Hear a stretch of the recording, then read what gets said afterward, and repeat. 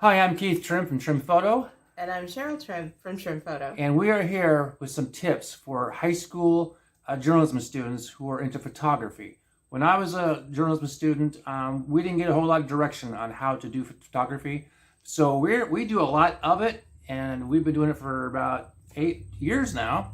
So if we can help you out, we're going to. So here are 3 tips that we actually do use in all of our shoots. Tip number 1. Tip number 1 is failure to plan is planning to fail. So know what shots you're looking for when you walk onto the court, out onto the field, sit yourself on the wrestling mat. Know what you want to shoot. You can do your research on Pinterest, or you can follow other sports photography and see what they're doing and what kind of shots they're getting. And you can emulate that then when you head to the field or the court. Just try to reproduce what you saw on Pinterest, or you can go through our stuff if you think we're any good. I think we're okay. And just, go into that shot, look for what you want to do, and try to reproduce it, and then practice it over and over and over. We're shooting 100, 120 shots a night, and we're putting out probably 20. Right. But we've gone through every one of those pictures and kicked out all the bad ones before you ever get a chance to see any of them. And so plan ahead. I'm serious. Because when I go to a game, I've been to enough of them now, I know what shots I'm looking for. And I know how to get them. And I know where to go to get them. I know where to stand on the field to get those shots. All right. Tip number 2 is get as close to your subject as you safely can. By safely, I mean specifically football. If you're not comfortable getting anywhere close to the sidelines, don't. I've been whacked half a dozen times over the years, and it's not fun. She almost got whacked just last week. So I was quicker. So there's all kinds of opportunities at football. There's the cheerleaders, Band. There's Student a section. Student section. You can get nice little headshots of the players that kind of come around you. And if you can get an occasional good action shot, that's fantastic. But the other sports are pretty much already made. Although I did get knocked over once at a wrestling meet. That is true. That is true. At a wrestling meet of all things. So, volleyball, basketball, you can get on that first step. Don't shoot from the back. Don't shoot from the corner. Get as close as you possibly can.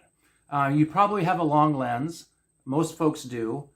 Those indoor shots, I prefer to use a wide angle, but that's just me personally.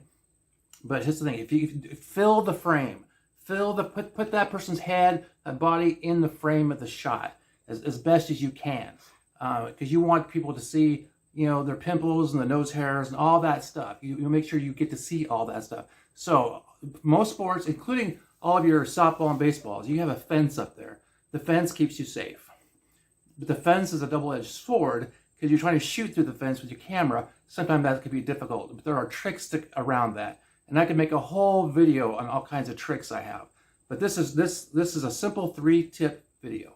All right, tip number 3 is... Well, I just want to add to tip number 2.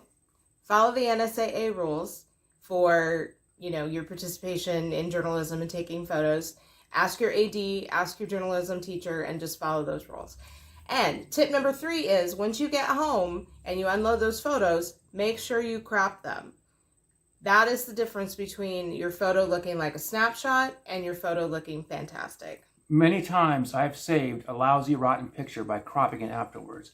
We'll bring home 150 shots. And we have the pieces of paper. We go through every single picture and we rank them, 1 through, at least I do, 1 through 4. And I pick out the number 4s, and you don't see the majority of crappy pictures we take. We just put out the best of the best because we want you guys to think we're good at what we do.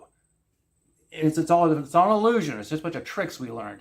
But you guys can learn these tricks as well. And we're going to be here to teach you. Crop anything in the picture that doesn't belong in the picture, take it out. Take it out. You don't want telephone poles. You don't want clouds. You don't want a bunch of grass. If you're shooting with the cell phone, and these tips work with the cell phone, if you're shooting a wide shot, use the wide format. Don't shoot up and down if you're shooting a football game, because you're going to have a bunch of satellites and moons and planets, and down here raccoons and who knows what. And most people don't crop those pictures with their cell phones. My cell phone has a cropping function and it's a I think Samsung. everyone does. And you could crop those pictures. If you want to take this stuff seriously, as a photographer, you need to learn how to crop. I mean, we do use software, right? Yes, we do. And she's very, very good about cropping and using color correction and all sorts of things. I'm not saying you guys have to do that stuff, but at the very least, if you crop your pictures, they're going to look like a whole bunch better. And composition as well. Composing your pictures, at least to me, matters a lot. I have an art background. One of my paintings is right about there. You can see the background. I do a lot of artwork. So I know about composition and cropping and all that stuff. So that means a lot. So go to Pinterest.